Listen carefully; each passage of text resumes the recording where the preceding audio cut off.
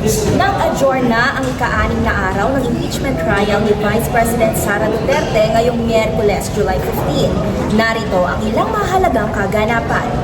Naging sentro ng ika-6 na araw ng impeachment trial ni Vice President Sara Duterte ang Article 2 ng Articles of Impeachment, kung saan nagsagawa ng oral arguments ang magkabilang panig hinggil sa kahilingan ng prosecution na magpalabas ng mga sabpina para sa mga bank records at iba pang dokumentong pinansyal ng Vice Presidente. Sa mismong impeachment trial, nagharap ng kanilang mga argumento sina House Prosecutor Attorney Chel Jokno at Counsel for the Defense Attorney Michael Powa. Sa panig ng prosecution, iginiit ni Jokno na mahalagang makuha ang mga bank record upang mapatunayan ang mga alegasyon na nakasaad sa Article 2. Ayon kay Jokno, hindi hadlang ang Bank Secrecy Law at ang Data Privacy Act sa paghingi ng mga dokumentong ito sa impeachment proceedings. Binanggit din niya ang umano'y mahigit 3 bilyong pisong financial activity na kinakailangang siyasatin. Walang kaduda-duda, may karapatan at kapangyarihan ng impeachment court na busisiin ang mga bank records ni VP Sara.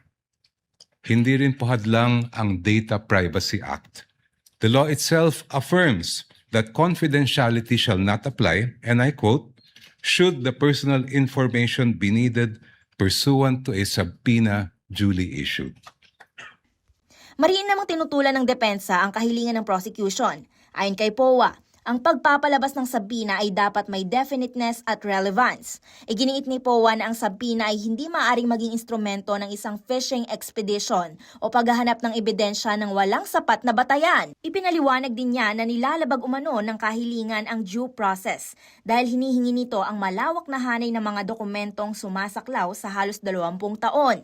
Kabilang ang panahon na si VP Sara ay Vice Mayor pa lamang, isang posisyong hindi aniya saklaw ng impeachment. Your Honors, when a subpoena becomes oppressive, when it is unreasonable, and when it is merely issued for the very purpose that there is a hope that somewhere, somehow, something incriminating will come out, it ceases to be an instrument of justice.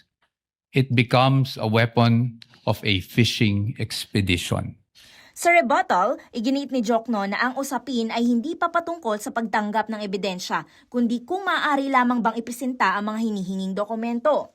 Ayon sa kanya, magkakaroon pa rin ng pagkakataon ng depensa na tutulan ang mga ito sa tamang yugto ng paglilitis. Tinutulan din ni Jokno ang pahayag na isa itong fishing expedition at binanggit ang kasong Republic versus Rebusa kung saan aniya ay kinikilala ng Korte Suprema ang mga pagkakataong maaaring siyasatin ang bank records sa ilalim ng umiiral na batas. Dagdag niya, pinahihintulutan ng anti-money laundering law ang pagbubunyag ng ilang financial records sa ilalim ng mga itinakdang kondisyon. Confidentiality, Your Honor, should not be the prevailing principle in this proceeding. Hindi po confidential ang katotohanan. Maraming salamat po. Sa kanyang rebuttal, muling iginiit ni Powa na bagamat kinikilala ng depensa ang kahalagahan ng pananagutan, kinakailangan pa rin aniyang protektahan ang mga karapatan ng respondents sa ilalim ng due process.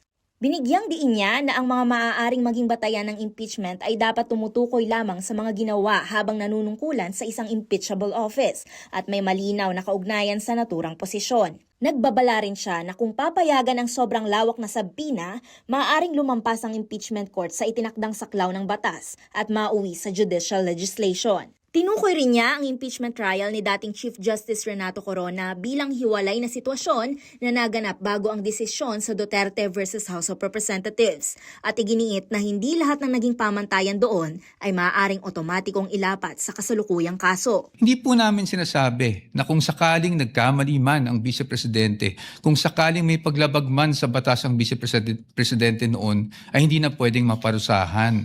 Marami naman pong paraan. You can file cases against the Vice President for those infractions, preterm infractions. Pero pag impeachment po ang pinag-uusapan, we are limited to what impeachable offenses are.